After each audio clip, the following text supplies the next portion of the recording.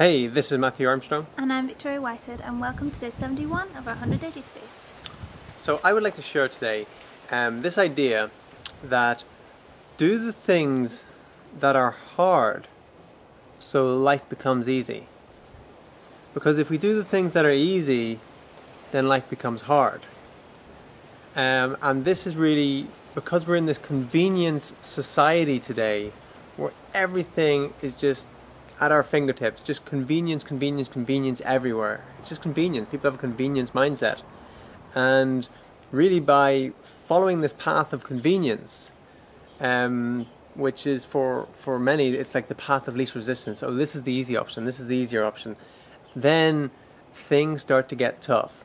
And relating this to our health, if we do the things that are hard with our health, then life definitely becomes a lot easier. For example, I walk down the street and I see people uncomfortably moving around. You see people with, you can see their joints are stiff. You can just see the body, the way they move. You can see they've got problems. You can see they've got health issues. The joints are stiff, they have pains. You see them getting out of a chair, how they move, walking around, stooped, really bad posture. These are the people that have taken the easy route at the start, and then life has become hard. They don't feel vitality, they don't have well-being, they don't have that joy, that ease of movement that is just so wonderful to have. And this happens because everything's just it's just convenience everywhere. It's convenient to not make yourself a really healthy meal. It's more convenient to just have a microwave there and just buy microwave dinners and put them in the microwave and eat them. That is going to bring your health down, and that's going to make things very hard, even though it's easy at the start. Not getting up early in the morning to do your morning routine, whether it's going for a run, doing your yoga, doing your meditation, whatever it is, that is hard at the start. It's hard to pull yourself out of bed when you know you could actually lie in for another hour or something and do that. But just by doing that, life becomes a lot easier. Even that day becomes a lot easier. There's mornings when I get up and I think, God, just the other morning I was just feeling kind of achy and stiffy and just through some detox symptoms, and I said, no, just go and do it. And through my whole meditation, I just wanted to get up at every single moment. I just wanted to get up and leave it and walk away from it. Then I went down, I did my yoga, and every single pose or posture I did in that yoga routine, I just had enough. I just wanted to leave it. But I just pushed myself through that, and because of that, the rest of the day, I just felt amazing the rest of the day. But if I didn't do that, the rest of the day, I know that stiffness, that achy feeling, that would have just carried on. But just taking a short time, because that's all it is, it's just taking a short time, whether it's an hour a day, half an hour a day, whatever it is, to do something that's a little bit hard, that's a little bit uncomfortable, that you don't have to do. You don't have to do it. It's not part of your routine. It's not part of what you have to do in your daily life, but you're actually making a decision to just go and do that, because by doing that, you're loving yourself.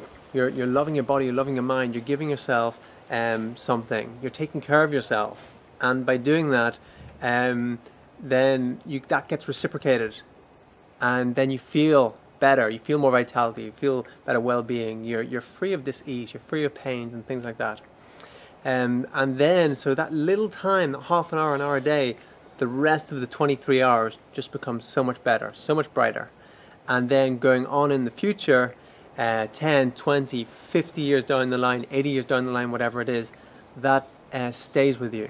And then you don't get the serious health conditions that you see, and it's sometimes it's painful to see it, what a lot of people get, because they've gone the easy way, they've gone the way of convenience, they've gone the way of the mainstream route, what everybody else does.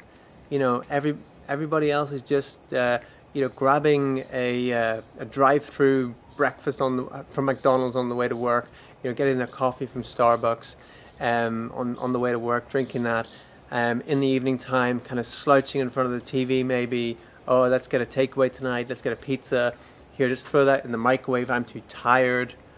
You know, if you have fatigue, if you feel like you're too tired to exercise or to get up and just spend that 15 minutes making a really healthy juice or smoothie or whatever it is, you know, it's actually exercise that will give you the energy. It's this funny thing. By doing the exercise, that will give you the energy to do all the other things. But if by not doing the exercise, then you'll feel fatigued and you won't want to do it. But it's just pushing past that first hurdle, getting that momentum going, and just making a conscious decision today that from this day onwards, saying, I'm going to do the things that are hard so that life becomes easy. I'm not going to follow what everybody else is doing. I'm going to cut my own path to amazing, extraordinary health and well-being. Make sense? Yeah. Okay. What are you juicing today? What are you drinking? At the moment, I'm juicing pineapple, apple, lemon, lime, and passion fruit. Now, I tried juicing the passion fruit and it doesn't juice very well, so what I ended up doing was I put it into the blender and then I poured the apple and pineapple juice into the blender with it and blended it up, and then I put it through a strainer and so that there's no bits in there. But it's absolutely delicious. Passion fruit just takes the juices to a whole new level. So, yeah. Alright, so let's do a Definitely yogurt. try that. Sorry. Yep, try that. Do that. Don't try anything. Do everything. Yeah? Yeah. Do or don't do. There is no in between. You either do it or you don't do it. That's it. Let's do some yoga. The pose I'd like to share with you today is called the inclined plane, and it's basically the opposing posture to the forward bend. So after you do the forward bend, you're sitting straight up. You've done your forward bend. You come up, and then you take your hands, you place them behind you, fingers pointing away. I would say about behind your hips, about 10 inches behind your hips to your hands. You have your feet close together, face forward. You place pressure on both hands. Make sure your wrists can take the pressure. Have the palms flat on the mat, and then lift your hips up and forward as you look all the way back.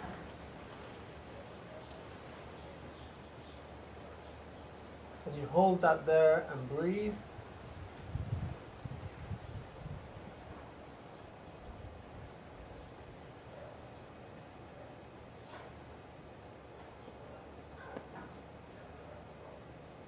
And breathing in, come back down slowly under control.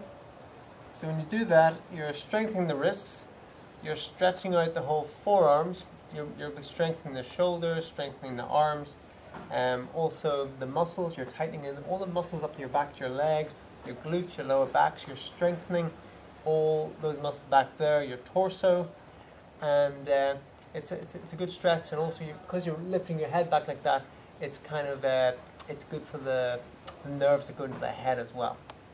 So thanks again for joining us, and appreciate subscribing, giving us the thumbs up, and sharing the videos and favoriting the video. That's wonderful. Thank you very much for that. So my name is Matthew Armstrong. And I'm Victoria Whitehead. And we shall see you tomorrow. Bye now.